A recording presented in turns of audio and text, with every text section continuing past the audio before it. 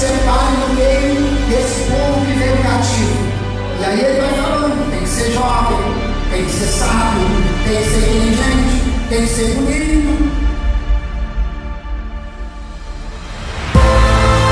Então a Babilônia começou a determinar para Daniel, Ananias e Azarias o que eles iam comer, o que eles iam vestir, o que eles iam assistir, o que eles iam ler, o que eles iam falar, o que eles iam estudar e qual era a língua que eles iam falar. E o que é que as demais tinham que fazer com aqueles jovens? Diga comigo, ensiná-los. Diga, ensiná-los.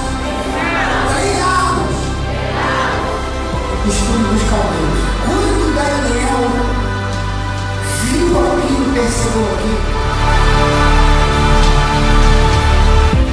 Daniel chamou aos penados e disse assim: olha aqui, tua língua eu não falo, porque eu não falo a língua da Babilônia, eu falo a língua dos anjos.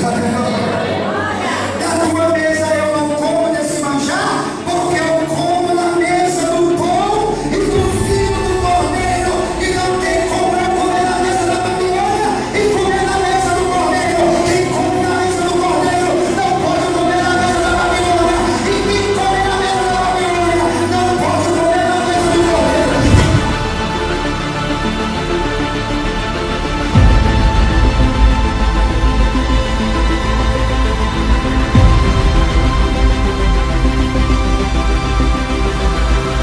Sabe o que significa Askenaz?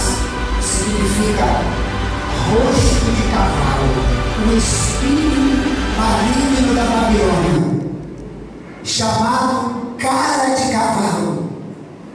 Quis doutrinar e ensinar Daniel o que é